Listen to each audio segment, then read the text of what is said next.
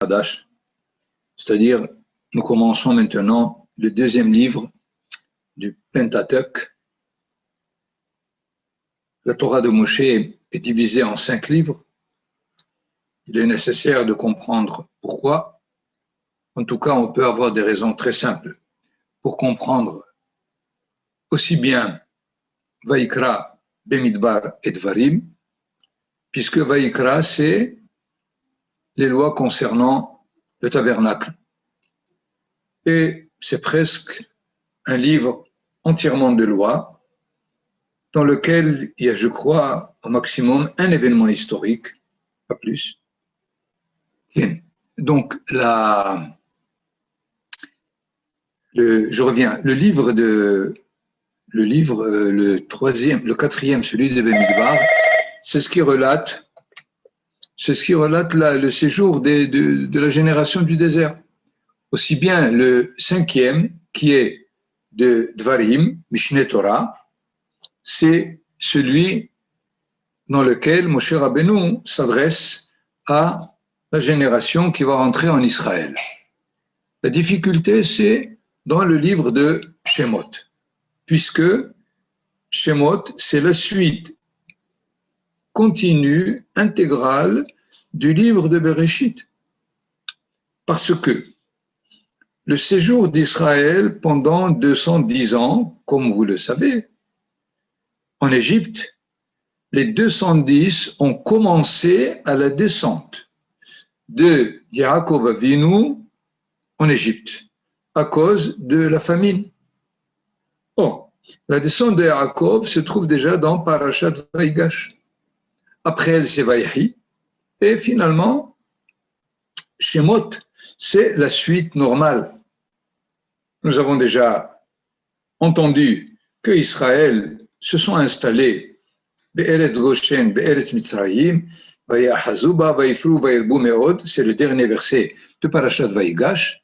Donc il est difficile de comprendre pourquoi la Torah commence un livre nouveau. Une première réponse, c'est de dire, nous passons de la réalité de famille, 70 membres de la famille de Yaakov, vers la définition d'un peuple.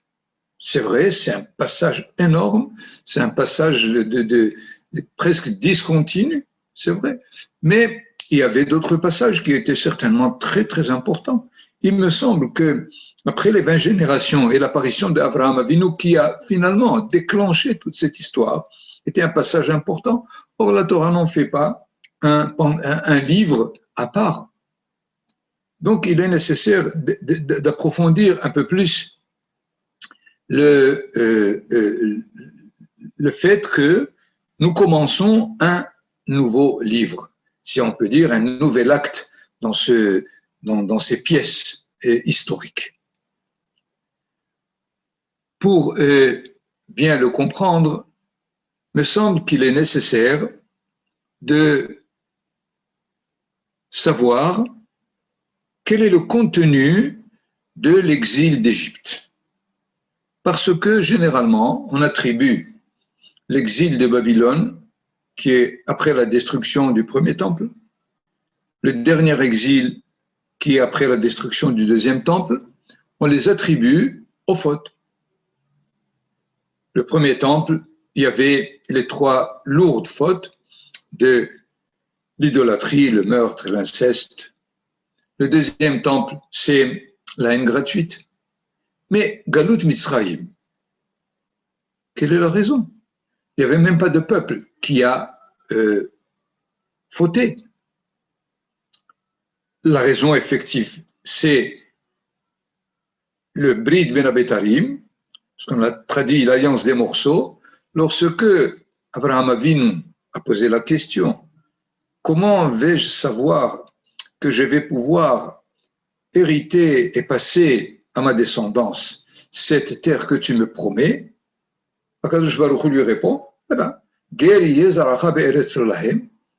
étranger sera ta descendance dans une terre qui n'est pas la leur, La réponse est un peu difficile. On ne sait pas comment est-ce que ce séjour d'Israël en Égypte les prépare à ce que Abraham Avinu demande. Il faudrait probablement aller à la fin, qui est la sortie d'Égypte elle-même, peut-être pour comprendre l'entrée en Égypte. Pourquoi finalement il y a eu cette sortie d'Égypte?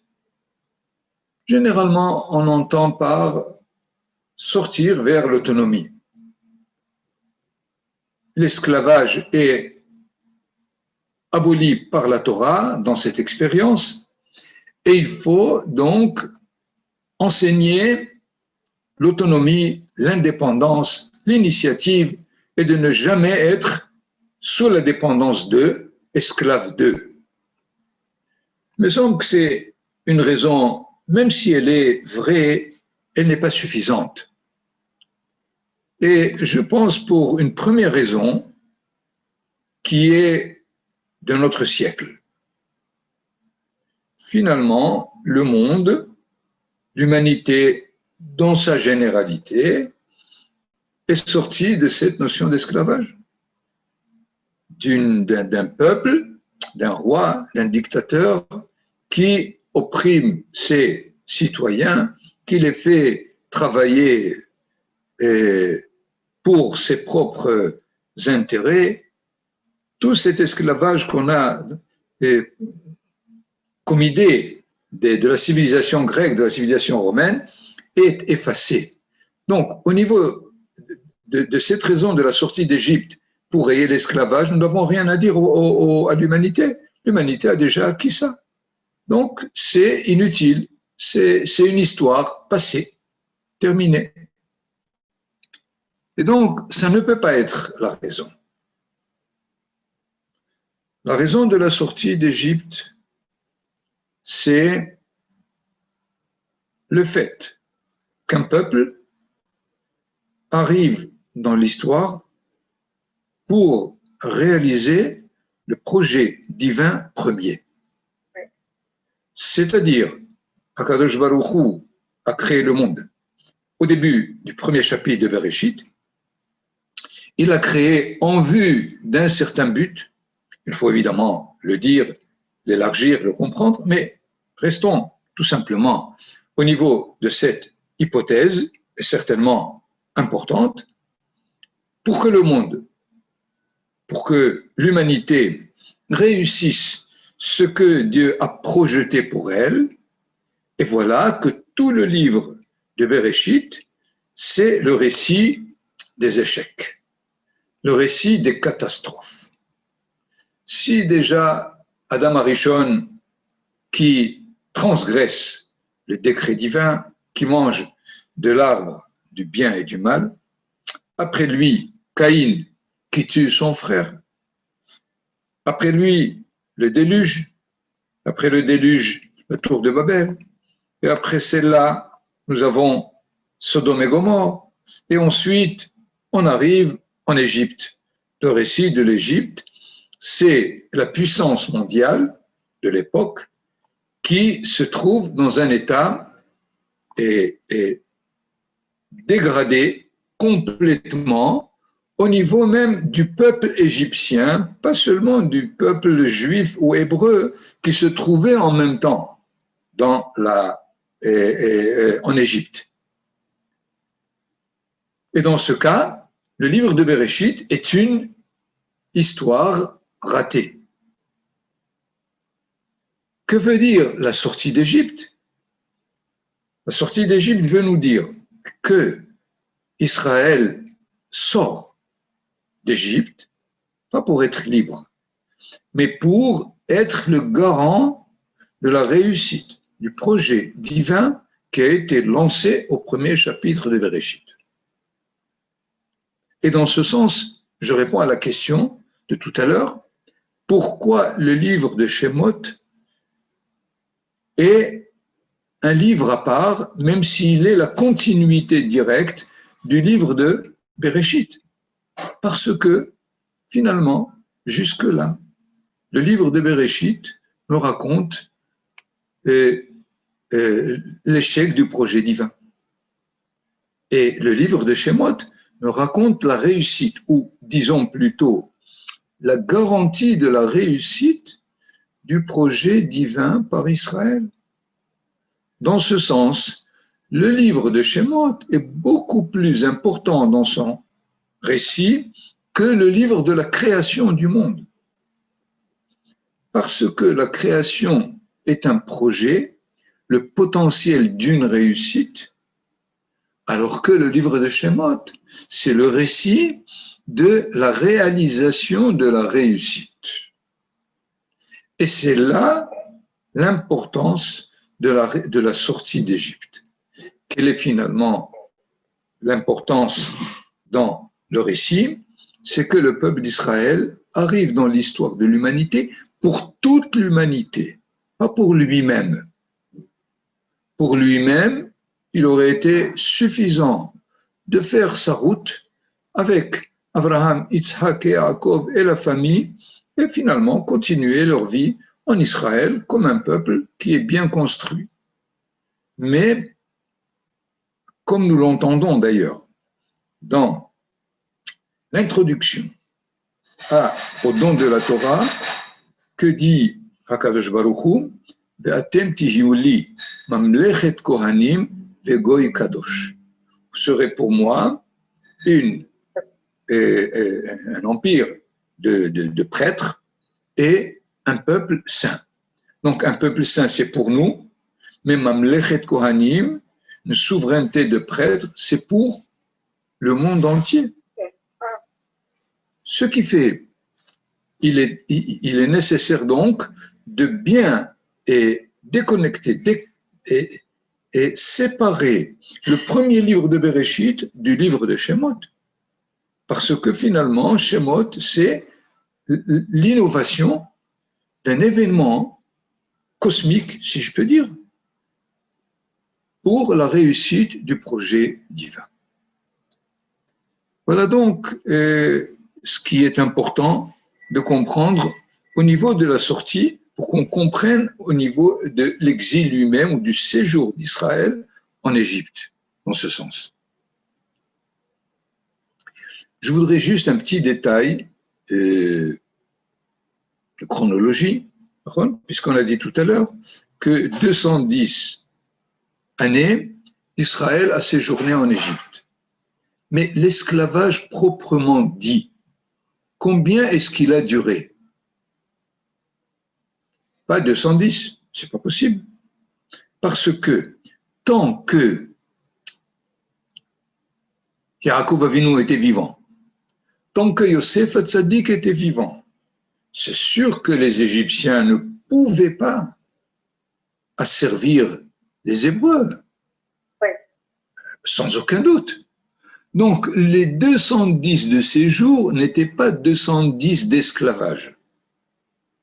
Les Hachamim nous transmettent que l'esclavage a duré seulement 86 ans.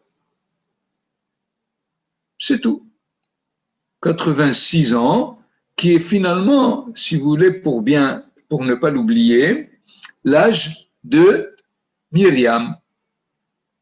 L'âge de Myriam, puisque Moshe Rabbeinu avait 80 ans lorsque il est arrivé en face de Pharaon pour lui demander de sortir Israël d'Égypte, et Myriam était âgée de 6 ans de plus que Moshe Rabbeinu, et donc la période est de 86 ans.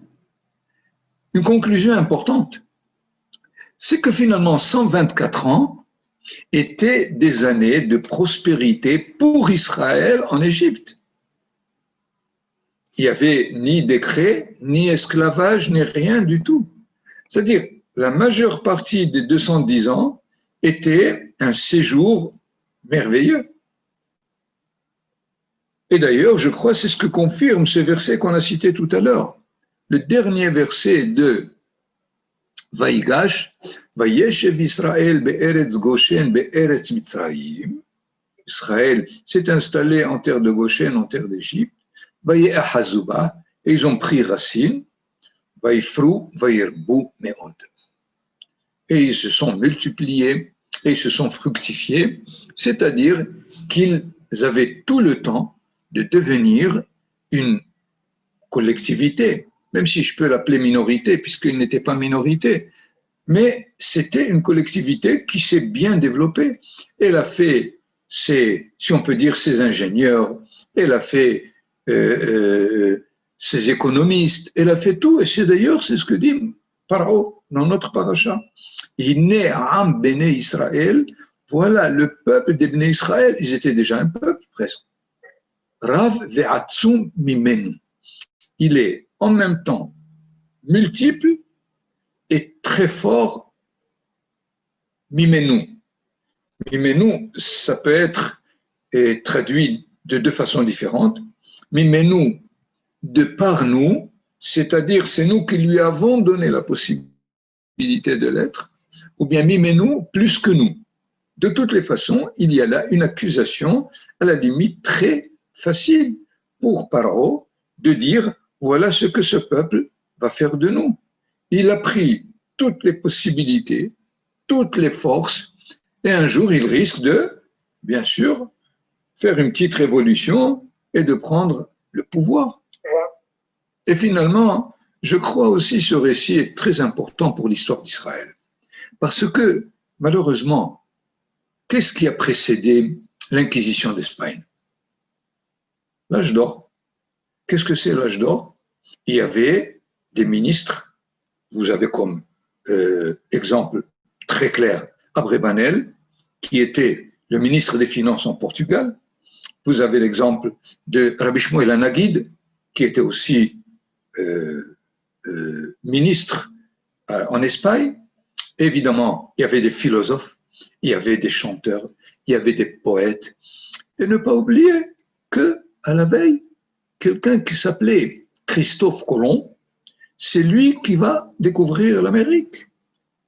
C'est-à-dire qu'Israël, ou les Juifs en Espagne, étaient en symbiose totale avec la civilisation et ils étaient à part entière. Et ça a déclenché l'Inquisition, simplement. D'une certaine façon, il faut bien comprendre que Israël en Égypte, les Hébreux en Égypte ont déclenché l'oppression égyptienne par leur bonne installation.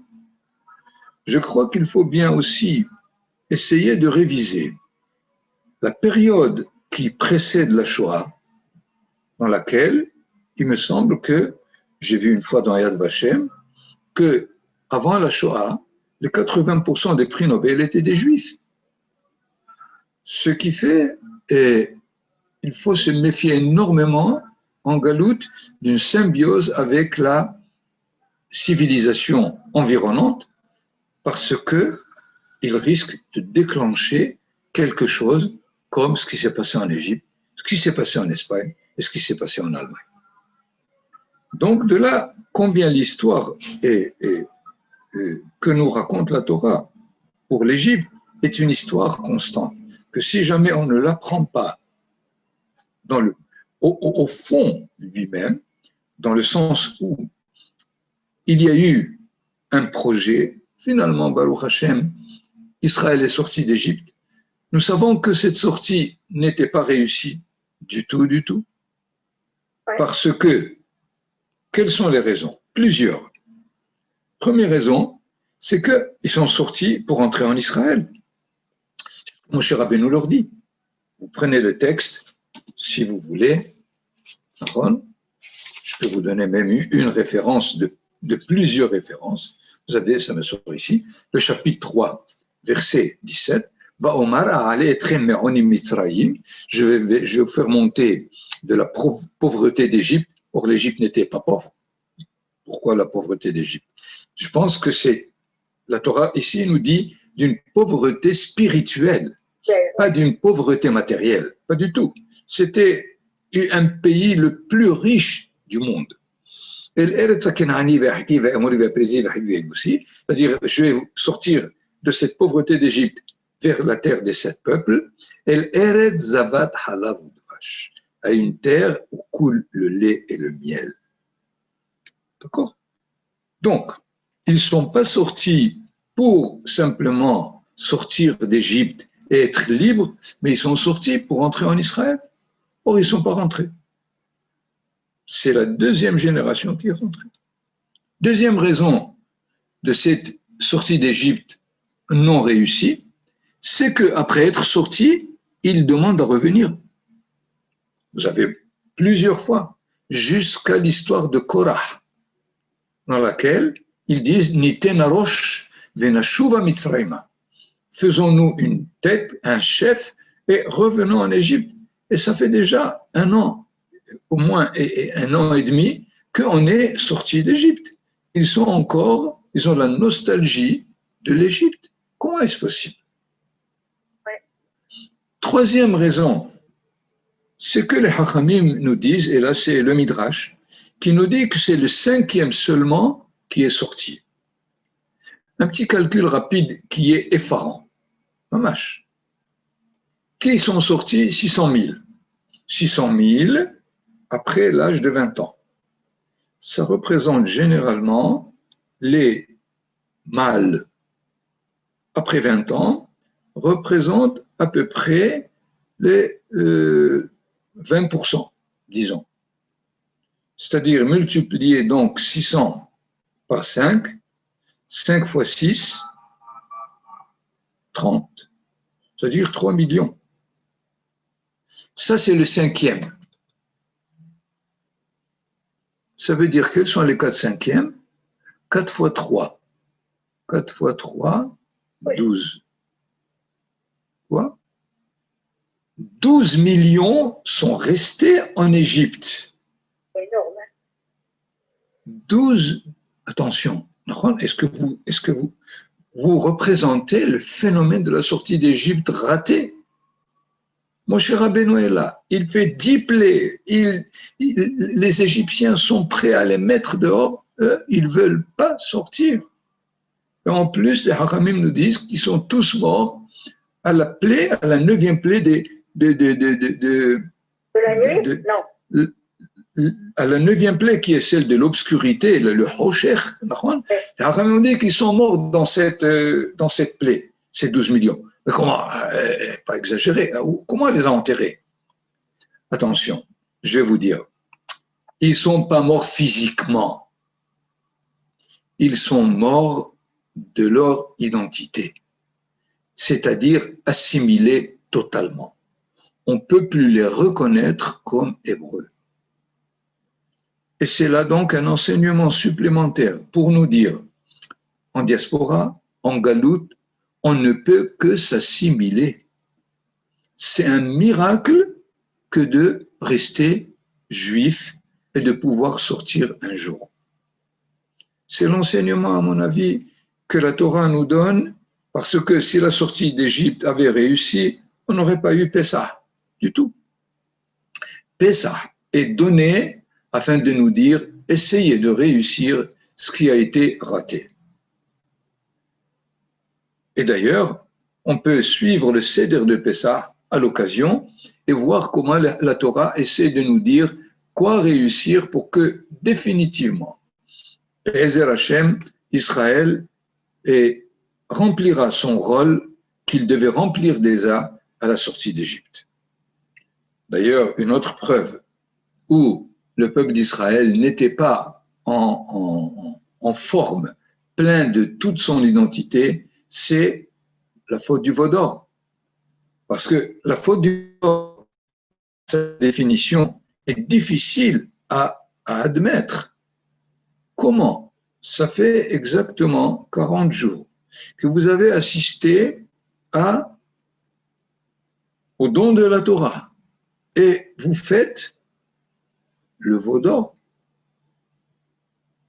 Or, nous savons qui est-ce qui leur a permis de faire le veau d'or? C'était le Erev Rav, la multitude, le mélange de peuples qui est sorti avec eux. Ouais. Parce qu'en plus, nous savons qu'en plus des 600 000 qui sont sortis, ils étaient aussi accompagnés par un mélange certainement d'Égyptiens qui étaient pour ce mouvement-là, et Moshe Rabbeinu les a pris avec eux. C'est-à-dire, voilà qu'à un instant, ces Égyptiens, c'est eux qui fixent le ton de l'histoire qui va continuer. Alors qu'il aurait été le plus normal que ce peuple hébreu les rejette, les annule. Au contraire, ils sont trop influencés au point où ils permettent de faire le veau d'or. C'est-à-dire Israël qui est sorti d'Égypte n'était pas encore en mesure d'intégrer cette partie d'humanité qui voulait se joindre à elle. Et donc, la Torah nous demande, chaque année, chaque génération, de toutes les générations qui sont là, de réussir la sortie d'Égypte. Voilà donc ce qu'est le propre de la sortie, et donc nous pouvons comprendre pourquoi on est rentré afin de faire sortir l'Égypte de l'esclavage, pas de sortir d'Égypte. Et voilà qu'est-ce qui s'est passé. C'est eux qui ont eu le dessus pour nous et ils nous ont opprimés. Donc, le récit est fondamentalement important pour qu'on le comprenne aujourd'hui, pour nous, pas pour quelque chose qui est passé. Voilà, je voulais juste ce premier point pour qu'on comprenne bien évidemment quel était le projet de cet esclavage et de la sortie elle-même. Un deuxième sujet que j'aurais voulu maintenant aborder, c'est le cas de Moshe Rabbeinu. Moshe Rabbeinu, selon la tradition, avait l'âge de 13 ans lorsque il a vu l'Égyptien frapper l'Hébreu. Et Vayar ish mitzri maké ish ivri me'ehav. Et il a vu que l'Égyptien frappait l'Hébreu de ses frères. C'est pas évident? Bien sûr, lui-même il est hébreu. Pourquoi la Torah nous dit me'ehav? Il faut évidemment ne pas oublier que Moshe Rabbeinu a vécu dans le palais du Pharaon. C'est-à-dire, il avait une double identité. L'identité de naissance, de l'essence elle-même, c'est-à-dire appartenant à la tribu de Lévi, un Hébreu de naissance, mais il était un Égyptien de culture. Et il a bien intégré cette civilisation, et alors le Midrash nous dit qu'il était en doute. Qui faudrait-il sauver pour continuer l'histoire? Il ne faut pas oublier que l'Égypte était la puissance mondiale, comme si l'histoire passait ou pouvait passer par elle moyennant quelques conditions de travail, comme Yosef Hatzadik l'a fait. Il a été bien accepté, il a été intégré, bien sûr, et lorsque il voit l'Égyptien frapper l'Hébreu, il a décidé définitivement, c'est l'Hébreu qui sont ses frères. Et dans ce sens, il est évident que de cette option, il s'agit pas seulement d'éliminer l'Égyptien qui a tué l'Hébreu, mais de sortir l'Hébreu de cette oppression. Il ne peut pas le faire parce que le lendemain, il voit deux Hébreux qui se querellent et l'un d'eux qui dit est-ce que tu as l'intention de m'éliminer comme tu as éliminé l'Égyptien hier? Et du coup, Moshe Rabbeinu s'enfuit et il s'en va chez Yitro. Il est âgé donc de 13 ans et il a l'âge de 80 ans lorsque il va avoir la vision du buisson ardent. C'est-à-dire, pendant toutes ces années, il n'a pas perdu le contact.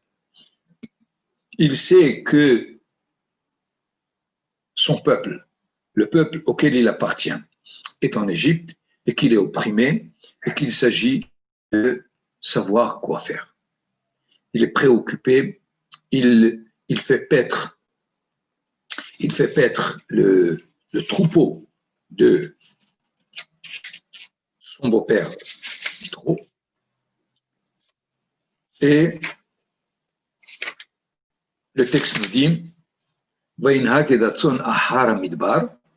il a dirigé le troupeau derrière le désert. Je ne sais pas qu'est-ce qu'il y a derrière le désert, il y a encore le désert. C'est Ahara Midbar.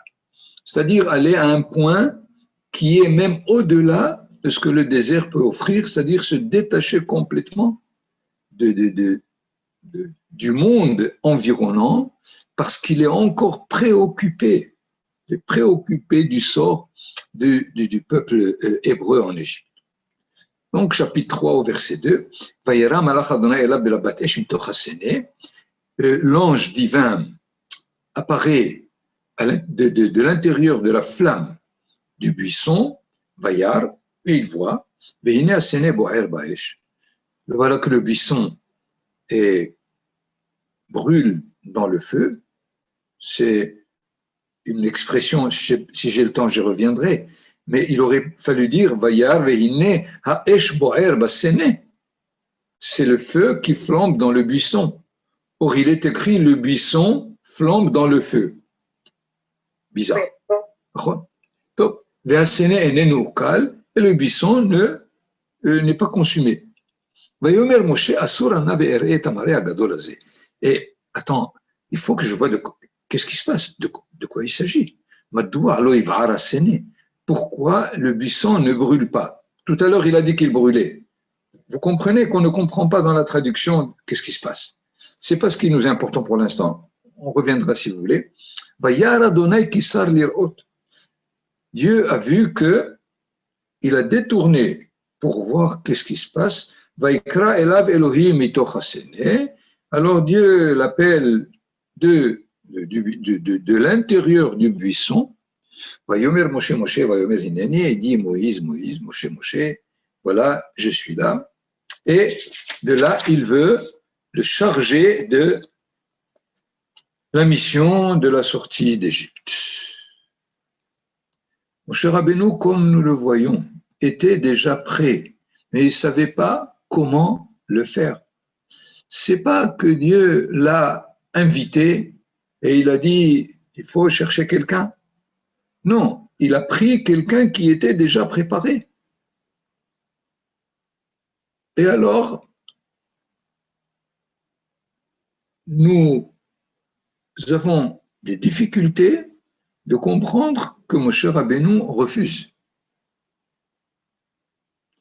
Pendant au moins 5 questions-réponses qu'il présente à Akadosh Baruch Hu dans la difficulté de la mission dont il le charge, sa réponse finale, Shelahna beyad tishlah, envoie par les mains de qui tu as l'habitude d'envoyer.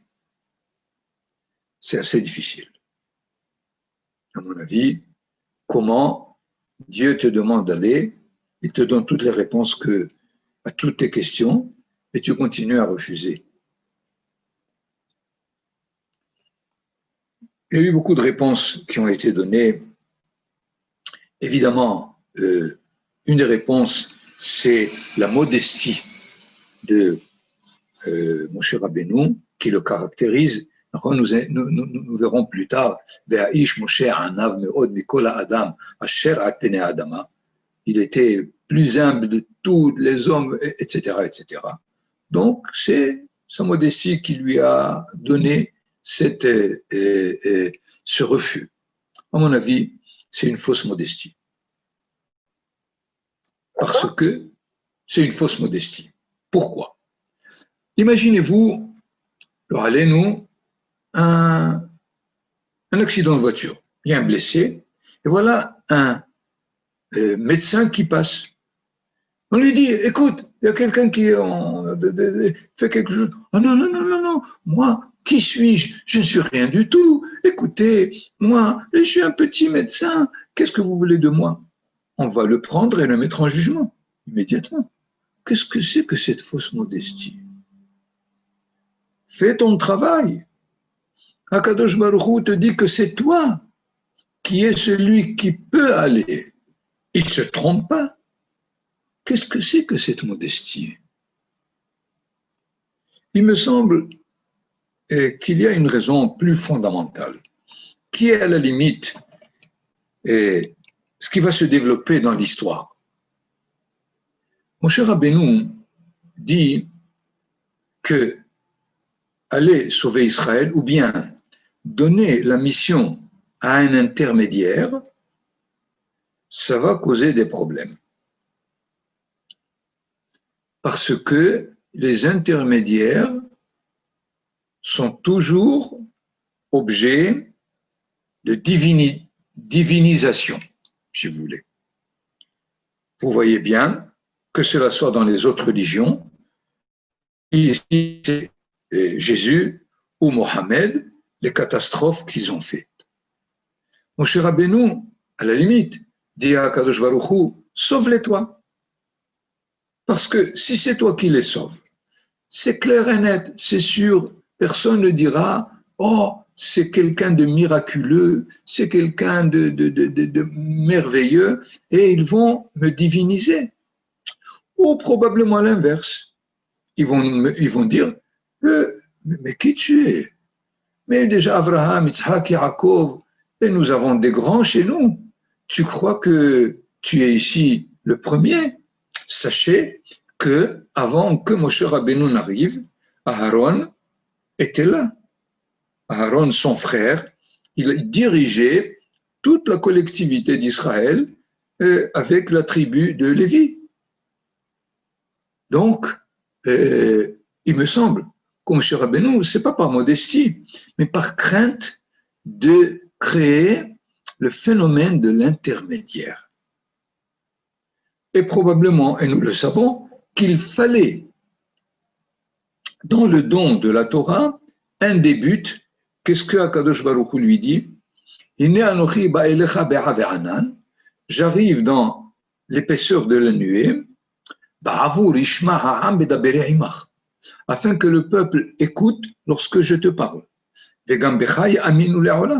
Et en toi aussi, ils vont avoir confiance. C'est-à-dire que jusque-là, ils n'avaient pas confiance en Moshe. Donc, l'intermédiaire pose problème. Et c'est ce que Moshe Rabbeinu a compris. Il a dit, il vaut mieux que cela soit toi qui les sauves et que personne ne se mêle de ça. Ça sera beaucoup plus effectif, certain. Il me semble d'ailleurs, si je puisse émettre une idée, une pensée, notre sortie de ces dernières exils d'Édom n'a pas d'intermédiaire.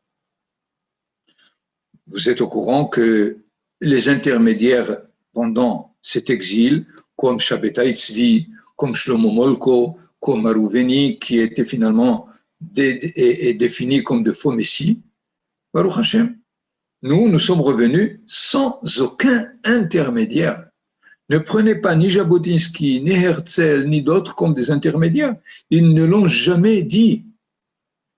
Ils ont simplement mis Israël en avertissement. Sachez que votre séjour en Galoute va entraîner des catastrophes. Tout simplement. C'est tout ce qu'ils ont dit. Ils ont fait tout leur possible, évidemment, pour introduire cette idée. Et finalement, le peuple d'Israël revient par ses propres moyens. sans aucun intermédiaire. C'est vraiment la garantie certaine que c'est le dernier exil, que c'est la Géoula finale. Nous arrivons, Baruch Hashem, au temps du Mashiach. Et alors, nous pouvons maintenant opposer, si on peut dire, la sortie d'Égypte et la sortie de Édom de notre temps. La sortie d'Égypte par l'intermédiaire de Moshe Rabbeinu, qui a averti à la limite par son refus la possibilité des dégâts qu'un intermédiaire peut faire, et ce n'est pas par modestie, pas du tout, par rapport à notre sortie d'exil, Baruch Hashem, qui est la sortie d'Israël entièrement, qui est soutenue par la providence cachée divine. C'est-à-dire que certainement Israël revient sans cet intermédiaire, mais nous savons combien. Et ce retour en Israël est du niveau du miracle, mais d'un miracle caché. C'est-à-dire comme si tout se passait de façon naturelle, que cela soit la déclaration Balfour et la SDN et l'ONU et tout ce qui s'est passé pendant ces 73 ans, et finalement, c'est quelque chose d'inimaginable. On ne peut pas comprendre logiquement le fait que 73 ans comme ça nous ont donné cette possibilité de nous trouver là où nous sommes aujourd'hui. D'accord? Donc, nous voyons bien, je vous ai donné ici quelques éléments pour comprendre ce qu'était la nécessité de passer par l'Égypte et de sortir d'Égypte et comment les choses se sont plus ou moins développées. Toda Rabba, je vous donne maintenant la parole si vous avez des remarques à faire ou des questions.